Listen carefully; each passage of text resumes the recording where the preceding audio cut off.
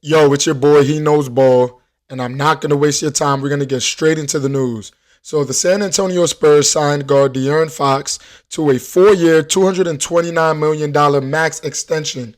And guess who's De'Aaron Fox's agent? Rich Paul. And if you know one thing about Rich Paul, he's going to get his players paid. And I'm not only just saying that because he's LeBron's agent as well, and LeBron's my favorite player.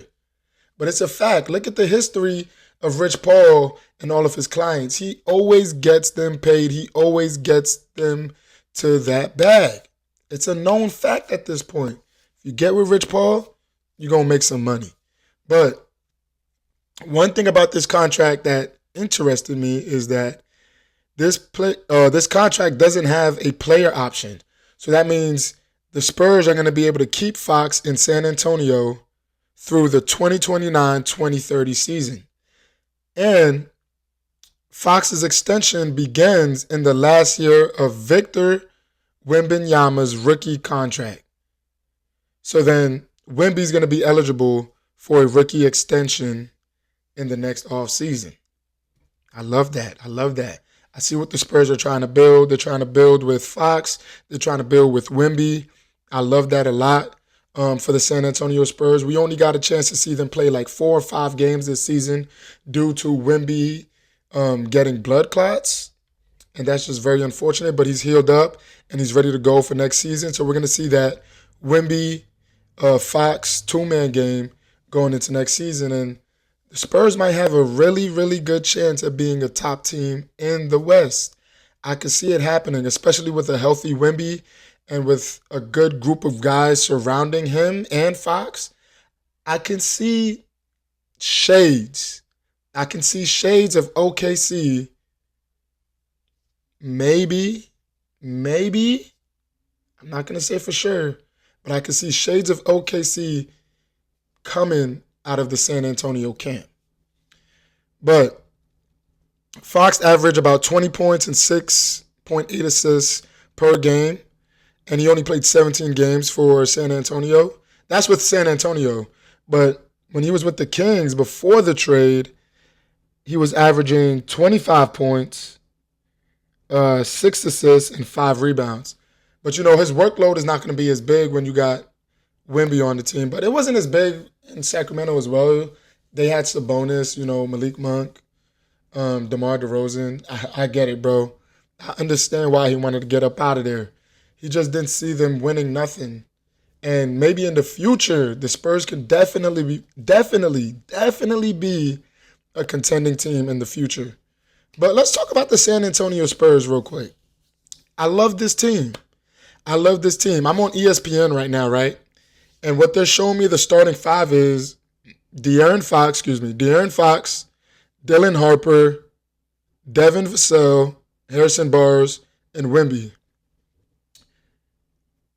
I think ESPN is wrong because why would Dylan Harper start over Stephon Castle? Stephon Castle is not only the Rookie of the Year, but he's also a better defender than Dylan Harper, and that's facts. And I would argue he's a slightly better scorer than Dylan Harper. And Stephon Castle has a year under him, so I'm not understanding why ESPN would have Stephon Castle on the bench. That doesn't make any sense. I feel like he's going to start alongside Fox and Wemby, and he's going to come off, and Harper is going to come off the bench. That's what really makes sense to me. But, and even I could argue Harrison Barnes, he might come off the bench too. Well, that'll mess up the spacing, wouldn't it? I'm pretty sure that would mess up the spacing for the Spurs. Because one thing the Spurs don't do is shoot a lot of threes. And we've known that for years now Pop is not there anymore. We're glad he's okay too, but the Spurs just didn't believe in shooting threes at all in Pop's tenure. They like the mid-range game. They like backdoor cuts, getting to the rim, getting to the basket. They're one of those very precise pass, look for the best shot type of team. You feel me? And that's why people love Spurs basketball, especially in like the Tim Duncan era. More precisely, that 2012, 2013, 2013, 2014 Spurs team, or everybody's touched the ball before the ball goes up. Everybody's touching the ball. You feel me? That's one thing the Spurs system is meant to do. It emphasizes on team basketball. But again, ESPN has Dylan Harper starting, but I doubt that. I believe it's going to be Stephon Castle at the 2 and Dylan Harper coming off the bench. Like I said, I like Stephon Castle's defense better, and he's a slightly better scorer, which makes sense. Harper's a rookie, so why wouldn't he be a better scorer than Stephon Castle in the NBA? College hoops and the NBA, two different types of hoops. But I do want to talk about Dylan Harper real quick. Great scorer coming out of college. Elite scorer coming out of college, right? He knows how to create his own shot. He doesn't need anybody to set him up. He can do that by himself. He's a slasher. He loves to get to the paint. He loves to get to the paint and score. He's an excellent finisher and an excellent improviser around the rim. And his shot making, like I said, there's potential there in his shot making. Extreme potential there. He could put the ball in the basket. There's no doubt about that. But when it comes to his defense, it's a little lackluster. And his playmaking as a point guard, very lackluster as well. And he's going to be De'Aaron Fox's backup point guard. Again, I don't know why ESPN has him starting, but he needs to work on his defense. He needs to work on his playmaking and his off-the-dribble scoring. From what I've seen in the Summer League, he struggled with that in the 2 games that he played. That's what I saw. But he could still score, man. He could still score around the basket, finish very, very well.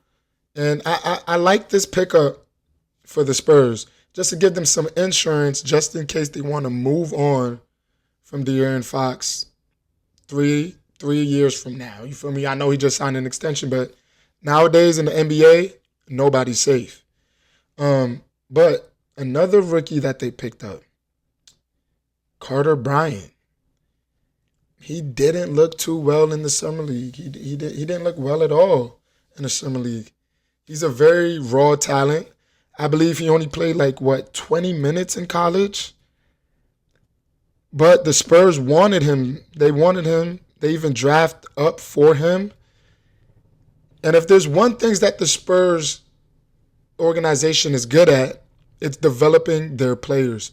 We've seen it throughout the years. 2nd round pick, Manu Ginobili, Tony Parker, developing Kawhi Leonard, a young Kawhi Leonard, developing Tim Duncan to be one of the, in my opinion, the greatest power forward of all time. The Spurs know how to develop their players. Wemby's development from that first season to the second season, amazing. It's amazing. And again, the Spurs was the best option for Carter Bryant because, yes, his defense, he's a lock-up defender. No doubt about that. He is a lock-up defender. He has a very good physique, but he can't score the ball as well. He can't score the ball as well as Dylan Harper. And he's got to work on that. And I don't think he gets a lot of minutes this next season. I think his minutes are he might see the court maybe for 5 minutes, maybe 10, and that's me being generous. But I doubt that he sees the court, if at all, next season. You feel me? But again, I love this Spurs team. I like that they got Harrison Barnes. I like Sochan.